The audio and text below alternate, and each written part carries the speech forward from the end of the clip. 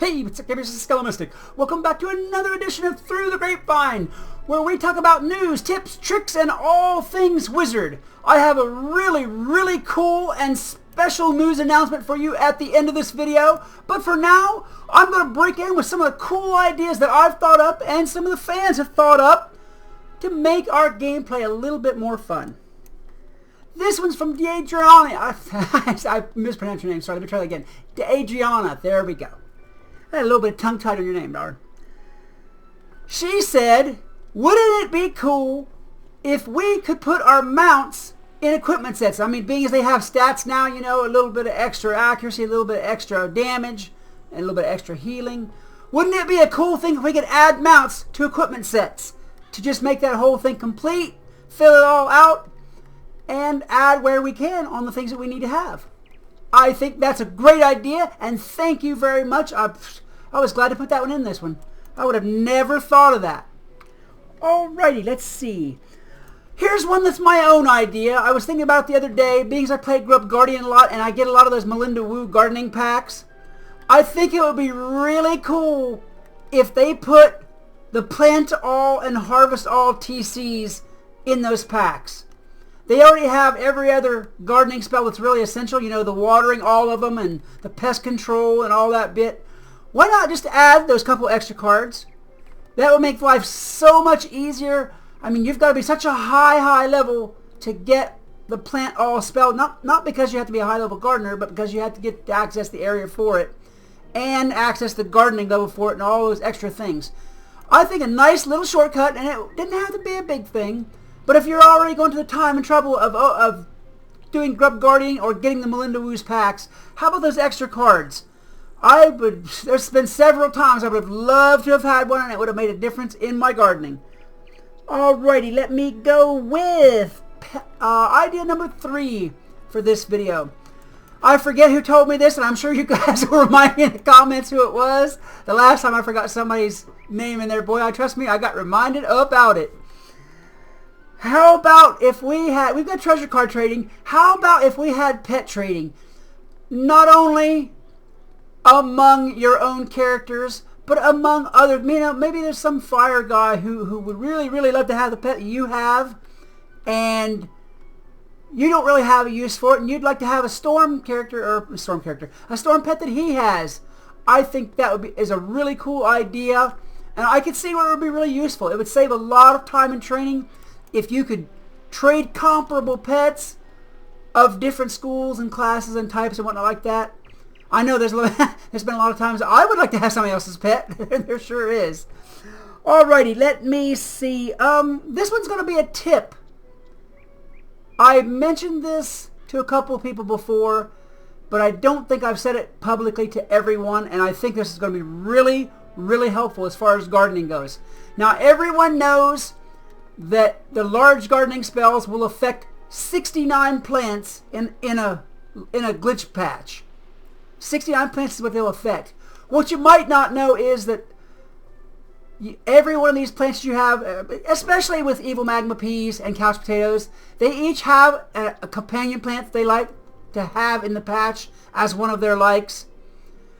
The problem is, whenever you use a treat all spell like that, sometimes that treat all spell will count your companion plant that you not really care about taking care of. You know, you've let it die or whatever because it still counts. Sometimes it will count that plant as one of your 69 and not treat one of your evil magma peas or couch potatoes. I've had this happen a lot of times. It's kind of irritating to me, and I bet a bunch of you have been like, why isn't it treating that plant? Well, that's why, because it counts that companion plant as one of the 69. The simple solution for this is, don't plant 69 evil magma peas or couch potatoes, plant 68. Then you'll have, with your companion plant, a 69 total, and that problem will go away, and it will be much handier, especially if you're running close on energy, that you'll be able to treat all those plants on that planned amount of energy and not go over anymore and not have problems with plants dying or having to figure out where to get extra energy or things like that. It took me oddly enough, it took me a little while to figure that one out. I was like, why is that plant doing that? Because I was doing that with evil magma peas. And I'd always have one that wouldn't treat. I'm like, what? I know I covered the circle, right? That's what it was. I had 70 plants, not 69, and of course it wasn't going to treat one of them. And of course it never picked a companion plant, it always picked an evil magma at random. So make sure you plant 68 plants instead of 69 with your companion, and that problem will go away.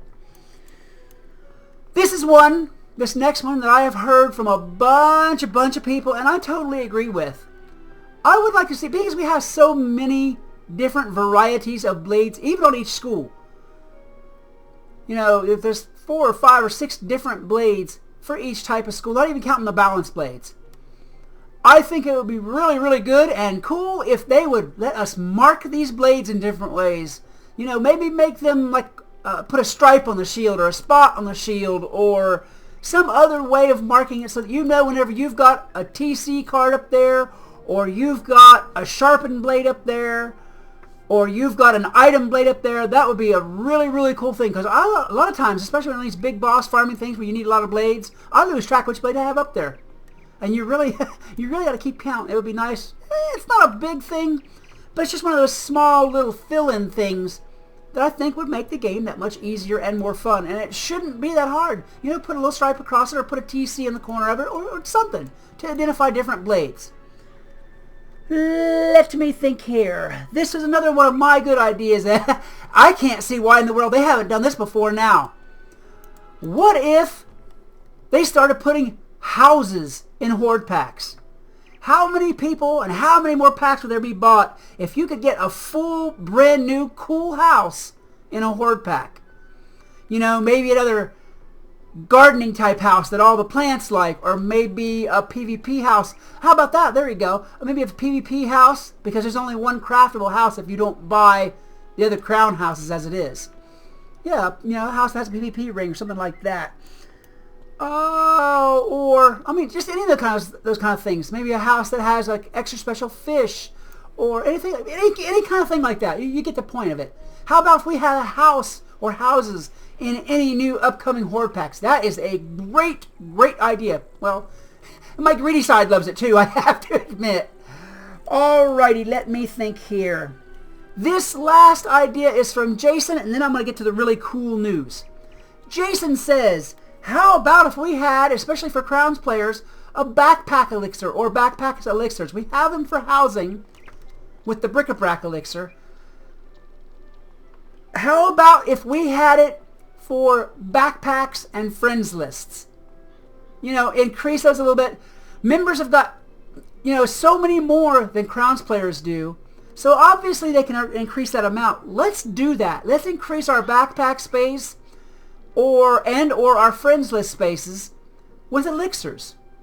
I think that would be a great thing. I think that from the marketing standpoint, King's Eye would make out on that, because I personally would buy a bunch of them. You guys ask me all the time, can I friend you? Can I friend you? You know, and sorry guys, I'm a Crowns player and my list is kindly small.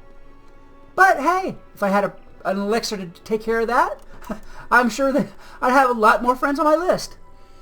Okay, let me think here. Okay, I've gathered my thoughts. Let me tell you the cool news. I am going to be starting a new series. Now, I'm sure you're like, okay, so what? Everybody starts new series all the time. This time, it's going to be quite different, and I think quite original. It's going to be called Revenge Gaming. And it's not only going to be me, it's going to be Olivia Stormcloud, and Karik Wormblade, and Desi Shadow Angel, and Kayla the Wizard, and probably even a couple other people as we go. What's going to happen in this series is that starting out, we're going to do some wizard stuff for you guys.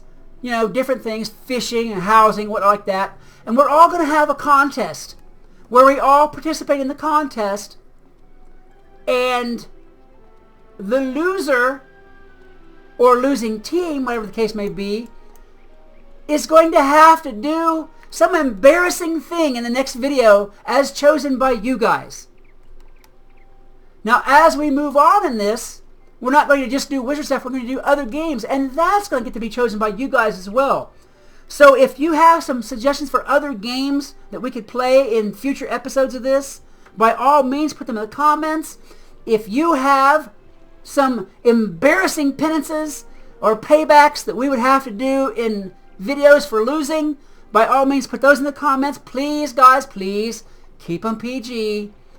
You know, I don't mind putting on makeup or eating peppers or stuff like that, but we're not going to do nudity or any of those other things that we shouldn't be doing. We're not going to do it.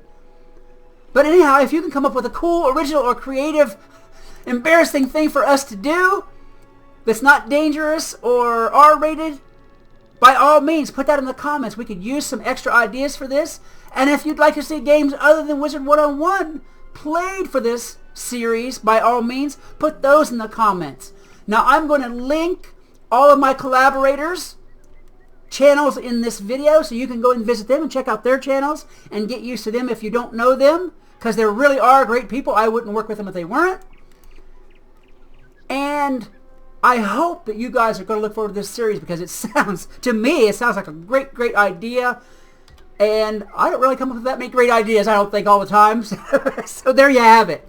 Alright, guys, if you enjoyed this video, please hit that like button a good hard smack. Maybe even hit a good hard smack like a bunch of times. Get it used to being beat up. That'll work. And as well, share this video, because that's really going to help me out. And as well, see, I'm just adding all kinds of things. You guys got a list of things to do. As well, check out my friends and collaborators' channels, because that's going to help them out. And that's going to make this a really big and cool project. And that's what we want. We want a great big project that you all love and we love to do. Alright? This is Scalamistic reminding you that whatever else you do, always love the game. Peace! Hey, what's up, gamers? This is Scalamistic. I am here today in front of Baba Yaga's house in Polaris to talk to you all about this new arc and what may be coming. I mean, I've had some thoughts on the matter, and I've looked very carefully